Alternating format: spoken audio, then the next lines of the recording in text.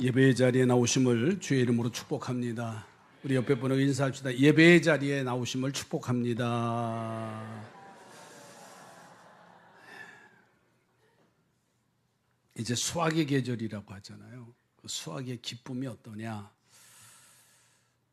누누이 제가 말씀드렸어요. 옥상에 포도를 농사를 지어서 오늘 예배가 끝나면 식사 시간에 한 컵씩 이렇게 담아서, 작년엔 이만큼 했는데 올해는 이만큼 해서 수확이도 좀 많아져서 작년에 아마 배 정도 맛을 좀 볼 수 있게 되어졌습니다. 감사하죠? 예, 일부 예배 때는 이렇게 이만큼 드린다 했더니 다 표정이 아주 시원찮아요. 그래서 일부 예배 때는 우리 안 주나 보다. 그래서 일부 예배 들으신 분들은 나가면서 한 컵씩 이렇게 했더니 얼굴이 예배당 나갈 때 더 환해지더라고요. 그래서 고맙습니다. 하여튼 오늘 식사를 못하고 하시는 분들은 1층에서 이만큼 드릴 테니까 만큼 웃고서 나가시기 바라요. 좋죠? 예, 어떤 맛인가를 기대하고 또 제가 농사를 지어서 수확한다는 게 이게 농부의 마음인가 보다. 그래서 어제 오후에 이렇게 좀 포도를 수확을 하려고 가위를 준비해 놨는데 장로님 두 분이 그 사이에 가서 다 따가지고 내려왔어요.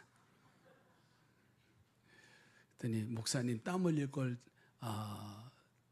대신 당신들이 임상무 장로님, 강문희 장로님 둘이서 한 송이도 안 내놓고 싹 따가지고 내려오셨어요. 그랬더니 그러더라고요. 아니 하나 남겨놨다고. 한 송이가 딱 남아있더라고요. 그래서 얼마나 감사한지 하여튼 기대하고, 여러분 농부의 마음은 바로 이렇게 수확하는 마음이에요. 영적인 삶도 마찬가지입니다. 우리가 땀 흘리고 수고하고 교회의 가치가 무엇인가를 우리가 알면서 한 영혼을, 그 영혼을 주님께로 이끔이 복 중에 복입니다. 오늘 설교 제목을 교회 부흥의 밑거름이라는 제목이에요. 사실 설교 제목을 붙이기가 참 부담스러운 단어입니다. 왜냐하면 코로나 이후에 교회 부흥이라는 말은 싹 다 들어가 버렸어요. 누구도 부흥이라는 말을 붙이질 않습니다. 왜? 시대적인 상황이 그렇게 많이 바뀌어져 버렸어요. 그러나 저는 초대교회와 같이 하나님의 교회 부흥의 밑거름이 되기를 주의 이름으로 부탁을 드립니다. 오늘 본문에 보면 예수님이 선교 여행 중에 가버나움에 들어가시는 장면이, 너무나 많은 사람들이 병고침을 받으려고 예수님을 쫓아다니는데 그 많은 무리들을 피해서 성 밖에 이제 한적한 곳에 계시던 예수님이 조용한 가운데 가버나움으로 들어가십니다. 그런데 그 소문이 얼마나 빨리 퍼졌던지 예수님이 계신 곳에 사람들이 너무나 많이 모여서 그 중풍병자 한 사람을 들고 와서 지붕을 뚫고 예수님의 발 앞에 내려서 그 이야기지요. 자, 저는 예수님께서 그 들것에, 지붕을 뚫고 들것에 와서 예수님을 만난 그 환자에게 이렇게 말씀하지요. 내 죄사함을 받았느니라. 그렇게 말씀하시면서 한 말씀이 뭐냐면 내 자리를 들고 걸어가라고 하는 말씀을 해요. 그러자 그 중풍병자가 그 자리에서 고침을 받고 일어나게 되므로 거기 모인 사람들이 놀랍니다. 그리고 하나님의 영광을 돌리면서 기뻐한 장면이에요. 믿음으로 보면 보입니다. 아무리 힘들고 어렵고 혼탁한 시대라 할지라도 정말 우리가 믿음의 사람이 돼서 믿음의 눈으로 보면 보이게 된다는 거예요. 한 영혼을 믿음으로 보면 되는 거예요. 그래서 오늘 가버나움에 모인 그 많은 무리들의 집회 가운데 어떠한 요소가 있었기 때문에 그 기적의 주인공이 될 수 있었을까라는 거예요. 그 이유를 보니까 첫째는 교회 부흥의 원동력을 보니까는요, 들을 귀가 있더라고요. 들을 귀. 오늘 본문 2장 1절 말씀을 보실까요? 후에 예수께서 다시 가버나움에 들어가시니 집에 계시다는 소문이 들린지라. 집에 계시다고 하는 소문이 들린지라. 그러니까 예수님이 며칠 전에는 한 문둥병자를 고치시는 사건이 일어나요. 그리고서는 그 고침받은 그 무리들에게 이런 말을 해요. 아무에게도 말하지 말아라. 아무에게도 이 일이 일어난 것을 말하지 말라고 아주 간곡하게 부탁을 해요. 그런데요, 그 고침을 받은 그들은 입을 열지 않을 수가 없지요. 왜? 자기의 인생이 바뀌었는데, 자기의 삶이 변화됐는데 그 좋은 소식을 입 밖으로 내지 않을 수가 없어요. 지금 같으면은 세계 반대편에서 일어나는 일이 지금도 우리가 주고받지만 그 당시는 그렇게 빨리 소문이 퍼지지 않는 그런 시대인데 사람의 입과 귀를 통해서 그 일들이 이루어져 나갔다는 사실이에요. 바로 이것이 들을 귀라는 거예요. 옆에 분 오고 복 있는 귀가 되시기 바라요. 복 있는 귀. 참 요즘은 수많은 소리들이 들려요. TV만 켜도 별의별 소리, 핸드폰 유튜브만 틀어도 아닌 게 귀고 귀가 아닌 거고 이게 혼동된 시대예요. 그러한 시대 속에서 기쁜 소식을 들을 수 있는 그 귀가 복이 있는 귀예요. 이런 귀를 가진 사람들이 모이게 되어지면은요, 이 가버나움의 중풍병자의 기적처럼 일어나고 하나님 앞에 영광을 올려드리게 될 줄로 믿습니다. 그러니까 우리는 듣는 귀를 훈련시켜야 돼요. 그래서 복음의 귀, 말씀의 귀, 좋은 소식을 들을 수 있는 그러한 영향력을 갖기를 주의 이름으로 축복합니다. 2차 대전 말기에 일본이 진주만을 공격하지요. 사실은 이 진주만은 하와이 근처입니다. 미국은 그때까지라도 자국주의, 그러니까 청교도들이 와서 나라를 세워서 기독교 정신으로 세계에 관심이 없었어요. 그런데 1945년 8월에 일본이 진주만을 기습을 해서 폭격하고 난 이후에 미국의 시야가 달라졌어요. 유럽 열강들은 난리가 났었잖아요. 그 가운데 일본의 국력이 대단했지요. 중국을 지배하고 필리핀을 지배하고 베트남, 캄보디아, 동남아 일대를 다 지배하고 있을 그때에 미국이 잠자다가 일어납니다. 그리고서는 일본에게 선전포고를 해요. 히로시마, 나가사키에 원자폭탄을 투하하겠다는 거예요. 일주일 후면. 그런데 일본 사람들은 귀를 기울여 듣질 않아요. 왜? 지금 일본이 동남아를 다 지배하고 있고 미국 본토까지 그런 영향력을 끼치고 있는 나라인데 하면서 귀를 기울이지 않습니다. 일주일 후에 히로시마, 나가사키에 원자폭탄이 투하돼요. 그래서 죽은 인원만 20만 명입니다. 히로시마에 14만 명, 나가사키에 7만 4천 명, 약 한 20만 명이 그 원자 폭탄, 방사능 이제 영향으로 인해서 민간인들이 다 죽어요. 아무리 알려주어도 들을 귀가 없으면 죽음과 멸망을 자초하는 거예요. 그러니 들을 귀가 있으면 축복의 안으로 들어가게 되고 기적과 은혜 속에 충만하게 될 줄로 믿습니다.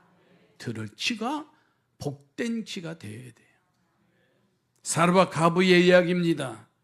한 끼 남은 밀가루로 빵을 만들어서 아들을 먹이려고 성문 입구에 나와서 나무를 주우러 나왔는데 마침 그곳에서 선지자 엘리야를 만납니다. 그런데 엘리야가 이 사르밧 여인에게 나에게 빵을 만들어서 제공해 달라는 거예요.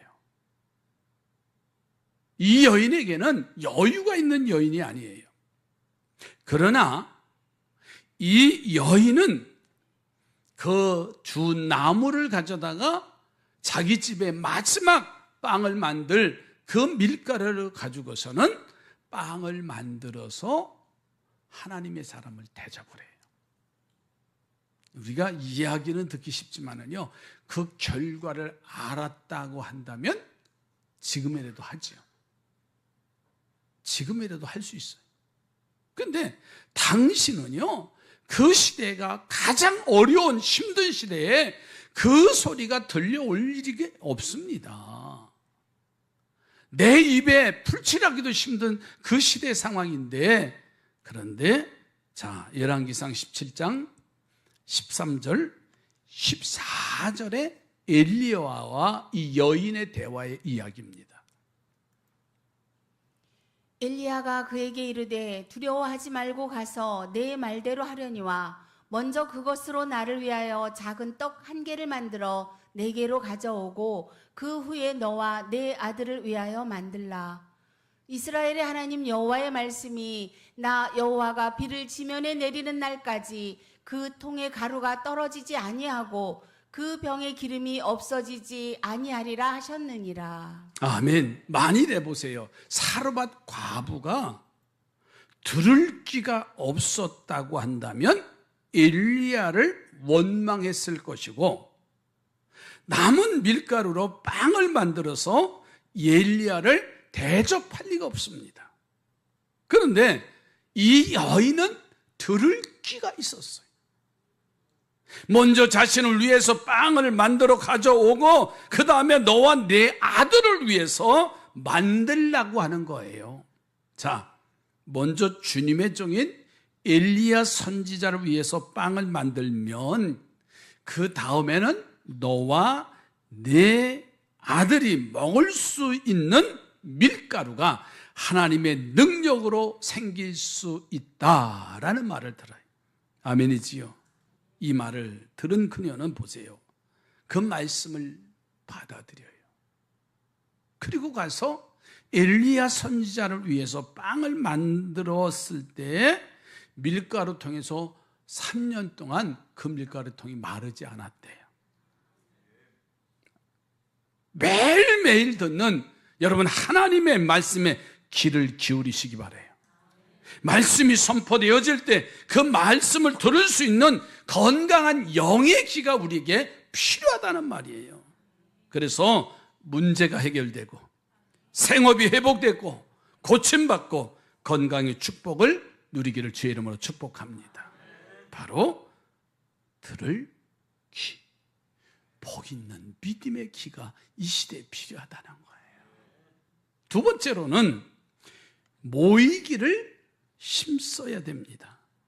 이 가버나움의 모인 모습을 보면 성회라고 표현할 수 있어요. 얼마나 많이 모였던지요, 문 앞에라도 사람이 모일 수 없을 정도 그런 상황이에요. 자, 2절 말씀을 또 보실까요? 많은 사람이 모여서 문 앞까지도 들어설 자리가 없게 되었는데 예수께서 그들에게 도를 말씀하시더니. 자, 이 말씀이 뭐냐면 집 안에도 말에는 말할 것도 없고 문 밖에도 왜 모였을까요? 그 예수님의 말씀을 들으려고, 그 예수님을 만나려고 수많은 사람이 모인 겁니다. 목적이 분명해요. 제가 70년대에 고등학교를 다녔잖아요. 이 가롤리에서. 그때 당시엔 갈산동이라고 하죠. 가롤리에서. 고등학교를 다니면 아침에 일찍 나가야 됩니다. 왜냐하면 지금처럼 이렇게 버스 노선 교통편이 좋은 게 아니라 유일하게 가롤리 요 갈산 사거리에서 딱 버스를 타면 기다리면 버스 노선이 딱 두 개만 들어옵니다. 하나는 강화읍에서 출발해서 인천 저 하인천 지금 인하대학병원짜리 있는 그쪽입니다. 거기 터미널까지 가는 시외버스 노선 하나. 그리고 또 하나는 계양구 박촌동에서 출발하는 박촌역입니다. 지금의 거기서 출발하는 13번 버스 하나입니다. 그런데 문제는 이미 버스가 사람 승객이 꽉 차서 갈산동을 지나가는 거예요. 60년대 70년대 초에는 갈산동은 난리 났다는 거예요. 선배들 얘기 들어보면 못하니까는 지나가는 버스 돌멩이로 던지고 막 그럴 때. 왜냐하면 여기서 타야만이 학교를 늦지 않고 갈 수 있는 거예요. 만약에 그 차를 타지 못하면 어디를 가야 되냐면 부평공단으로 뛰어가야 돼. 지금의 갈산역. 아니면 어디냐면 지금의 저쪽, 지금은 조선일보고 공장 있는데 그쪽에 공단 파출소가 있어요. 거기까지 뛰어가야 돼. 그러면 두 개 노선이 지나가요. 저 효성동 지금 현재 2번 종점 하여튼 거기서 2번 시내버스가 내려와서 부평공단을 선회해서 부평역을 해서 인천을 가는 거예요. 설교보다 더 잘 들으시네. 될 수 있으면 그래서 안 하려고 했는데 하여튼. 그리고 또 한 노선이 뭐냐면 부평공단에 32번 노선이 있었어요. 그는 부평공단 한 바퀴 선회해서 인천으로 가는 유일한. 그러니까 많지 않아요. 또 한 노선이 있는 거는 지금의 가정동에서 지나서 12번 버스가 이래서 저 17사단 가는 그게 유일한 버스 노선이었습니다. 그러니까 갈산동에서 가롤리에서 차를 못 타면 늦는 거고, 문제는 공단까지 뛰어가서 32번을 타고 가면 거기서 제물포에서 내려서 학교 가는 게 한참 멀어요. 그래서 거기 뛰어갈 수밖에 없어요. 아시죠? 그때 당시는. 그래서 그 차를 내가 타야 돼. 억지로라도 타야 돼. 왜? 학교에 늦지 않으려고. 그래서 비집고 들어가서 이제는 조금 지나가서 맨 뒷자리로 가야 인천 간석동 지나서 주안 지나서 저 제물포 지나서 이제 동인천까지 이제 그게 종점이 되는데, 제가 말씀드리고 싶은 거는 목적이 있으니까는 그 차를 탑니다. 왜? 학교 늦지 않으려고. 지금 가버나움에 모여 있는 그들의 모습을 한번 상상해 보세요. 왜 그렇게 들어갈 발 디딜 틈이 없이 그곳에 모였느냐고 하는 거예요. 단 한 가지, 예수의 말씀을 듣기 위해서. 그 주님 얼굴만이라도 보고 싶어서요, 그렇게 그들이 그곳에 모입니다. 하나님이 도와주시는 증거인 에베네서를 이룬 미스바 성에도 보세요. 이스라엘 백성들이 미스바에 모였다고 성경에 소개하는데 한 도시에 전 국민이 모였으니까는요, 그 인구 밀도는 상상할 수도 없을 거예요. 그러니까 블레셋의 침공에 와도 하나님이 우레로 도와주시니까는요, 블레셋 땅 벳갈까지 쳐들어가는 대승리를 거두게 됩니다. 고넬료 가정에 부흥회가 일어납니다. 사도행전 10장에 가서 보면 하나님이 베드로를 보내주신다고 하니까 고넬료 가정이 온 식구들을 다 모아요. 부하들도 모읍니다. 친척들도 다 모여요. 사도행전 10장에 가서 보면 고넬료 가정에서 설교한 베드로의 설교문이 기록되어 있어요. 그런데 베드로와 함께 이제 그 말씀을 듣는 설교 내용을 보면 그렇게 강력한 성령의 역사가 임할 명문의 설교도 아니에요. 감동스러운 설교도 아니에요. 그런데 강력한 성령의 역사가 임했다고 성경에 소개하고 있어요. 자, 한번 보세요. 사도행전 10장 44절로 48절. 베드로가 이 말을 할 때에 성령이 말씀 듣는 모든 사람에게 내려오시니 베드로와 함께 온 할례 받은 신자들이 이방인들에게도 성령 부어 주심으로 말미암아 놀라니 이는 방언을 말하며 하나님 높임을 들음이러라. 이에 베드로가 이르되 이 사람들이 우리와 같이 성령을 받았으니 누가 능히 물로 세례 베품을 금하리요 하고 명하여 예수 그리스도의 이름으로 세례를 베풀라 하니라. 그들이 베드로에게 며칠 더 머물기를 청하니라. 할렐루야. 우리 옆에 분을 인사합시다. 모이기에 힘씁시다. 한 번 더 해요. 예배드리기에 힘씁시다. 주일날 한 번 가지고 안 되는 거 아시죠? 왜 이상하게 표정이? 주일날 한 번 가지고 무슨 신앙을 우리가 이어갈 수 있어요? 부탁합니다. 우리 교회 충직들 올 연말에는 사표 쓸 생각하고 정말입니다. 모일 때 성령의 역사가 나타나요. 사도행전의 역사, 베드로의 설교는 그렇게 위대한 설교는 아니에요. 오늘날 방송만 틀어도요, 얼마나 유능한 목사님들의 설교가 주옥 같은 설교가 선포됩니까? 그러나 중요한 건 모이는 거예요. 한 곳에 모일 때 성령의 역사가 나타나며 가버나움 성에 놀라운 기적들이 임하게 될 줄로 믿습니다. 옆에 보는 거 다시 한번 모이게 힘씁시다. 나 하나 빠진다고 어쩔 수 없다고 핑계대지 마세요. 나 혼자가 아니라 매주일 자녀와 부모와 가족과 친구와 이웃을 초청해서 함께 해야 돼요. 그래서 이 자리가 설 자리가 없을 만큼만 된다면 기적과 축복과 성령의 역사는 반드시 임하게 될 줄로 믿습니다. 다시 한번 이 옆에 정신 차립시다. 네, 정말입니다. 정신 차려야 돼요. 점점 우리 육신은 편한 것으로 쫓아가요. 피곤한데, 시간이 없는데. 왜 시간이 없어요? 핸드폰 보고 유튜브 보는 시간은 그렇게 많은데. 정말입니다.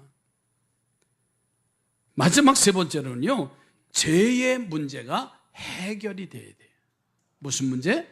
죄의 문제가 해결돼야 됩니다. 예수님은 지붕을 뜯고 들것에 실려온 이 환자에게 뭐라고 하세요? 네 죄 사함을 받았느니라고 말씀하셔요. 그리고 이 때문에 웅성거리는 사람들에게 이렇게 말합니다. 죄 사함의 선포와 자리를 들고 걸어가라고 하는 명령 중에 어느 것이 어렵겠느냐라고 물어요. 그리고 그렇게 말씀하신 까닭은 인자에게는 죄 사함의 권세가 있느니라 이렇게 말씀하셔요. 이는 중풍병자가 낫는 일이 어렵지만 그것보다도 먼저 죄를 사함받는 일이 제일 우선이라고 하는 뜻이 그 말씀 속에 내포되어 있는 거예요. 그렇습니다. 우리 교회 예배 시간에도 바로 죄 사함의 문제를 해결받는 집회를 이룰 때 기적과 축복이 임하게 될 줄로 믿습니다. 그러기 위해서는요, 매 시간 내가 말씀을 듣고 주신 말씀을 깨닫고 회개의 운동이 일어나야 돼요. 회개의 역사는요, 우리의 마음을 정결하게 하는 거예요. 내 가정에 귀한 손님이 오시면은요, 우리는 집을 어떻게 정리합니다. 대청소를 해. 신방만 한다고 하더라도요, 막 청소해요. 30년이 넘었는데도 제가 종종 이야기하는 것 가운데 아직도 잊혀지지 않는 신방의 역사가 하나 있습니다. 교회가 그렇게 많이 모이지 않을 때입니다. 봄 신방인데 신방한다고 하니까는 목사님 대접으로 점심을 집에서 한다고. 그때 당시 다 집에서 대접할 때입니다. 그런데 제가 기억하기에는 갈비찜을 대접한, 얼마나 귀해요. 목사님 오신다고. 그런데 신방하다가 그만 시간이 1시간이 남아서 대부 아파트 가서 먼저 초인종을, 5층에 계셨어요. 초인종을 눌렀더니 기절을 해요. 하나님, 왜 벌써 왔냐고. 지금도 30년이 넘었는데 안 잊어져요. 아, 신방은 약속된 시간에 가야지. 절대로 먼저 가면은요 성질낸다. 그 성질낸 게 막 들려 밖에서 막 뭐라고 입으로 파는 파나. 아마 그때 신방대원이 우리 이용림 권사님 때 기억나세요? 예. 그만 좀 해줘. 이게 말은 목사님 그만 좀 하지 평생 우려먹는다고 그러시는 것 같아요. 이 말이에요. 정리가 안 되면 누가 화내요? 내가 화내는 거예요. 우리의 영적인 문제도 마찬가지예요. 내가 영적인 정리가 안 되면 상대가 화내는 게 아니라 당사자인 내가 화를 내는 거예요. 왜? 정리가 안 됐다고. 죄의 문제가 해결되지 않았다고 내 스스로가 발악을 하는 거예요. 지금 옆에 분하고 좋은 말 할 때 정리합시다. 미리미리요. 죄의 문제는요 미리미리 정리하는 거예요. 죄 문제 해결되지 않으면 뭐한 놈이 성질낸다고요? 말하지 마세요. 정말입니다. 말씀을 들을 때 내가 정결케 돼야 돼요. 정말 회개 운동이 일어나서요 죄의 문제가 해결되고, 할렐루야. 이 중풍병자의 증상이 뭔지 아세요? 몸이 절반이 마비된 겁니다. 자기 마음대로 움직이는 게 아니에요. 몸에 풍을 맞으셔서 이리 지나가다 보면 뜨거운 떼역볕에도 얼굴이 새까맣게 타가지고 그냥 한 손은 불편하고 한 다리는 불편한데 움직이려고 애를 쓰는 분을 한번 봐. 얼마나 안쓰러워요. 우리의 영적인 삶이 바로 그거예요. 내 마음대로 움직여지지 않습니다. 내 생각대로 내 방향대로 되어지는 게 아니에요. 그러나 회개하고 죄의 문제가 해결되면 영과 육이 마비된 상태에서 풀리는 축복을 누리게 될 줄로 믿습니다. 세상에는 육신이 마비돼서 병드는 사람들이 있는데 마음과 영혼이 마비돼서 강팍합니다. 자신을 바라볼 줄 모릅니다. 감동과 감화가 없어요. 영과 육이 마비되면요 감동이 없습니다. 여러분, 어거스틴은 젊어서 방탕한 생활을 했어요. 그의 나이 40이 되도록 18살 된 어린 처녀와 옳지 않는 관계를 가지고 생활해요. 그런데 문제는 이런 생활을 하면서도 자기가 잘못된 줄 모르고 살아가는 거예요. 그런데 어느 날 밀란의 정원에서 탁자에 놓인 성경을 펼칩니다. 로마서 13장 12절 14절의 말씀이 바로 어거스틴의 젊은 어거스틴에게 그 말씀이 들어와요. 자, 말씀을 보실까요? 밤이 깊고 낮이 가까웠으니 그러므로 우리가 어둠의 일을 벗고 빛의 갑옷을 입자. 낮에와 같이 단정히 행하고 방탕하거나 술 취하지 말며 음란하거나 호색하지 말며 다투거나 시기하지 말고 오직 주 예수 그리스도로 옷 입고 정욕을 위하여 육신의 일을 도모하지 말라. 이 말씀이 그 어거스틴 40살이 되도록 방탕한 생활의 삶의 정리가 되어지는 거예요. 여러분, 기독교 역사에 그가 말씀에 부딪혀서 터날 때 성 어거스틴이라고 하는 별칭이 붙어요. 앞에 성자라고 하는. 또 한 가지는요, 행동하는 신앙이 돼야 돼요. 중풍병자가 몸을 자기 마음대로 움직일 수 없듯이 머리만 비대해지고 생각과 말만 앞서는 기독교인들이 얼마나 많은지 몰라요.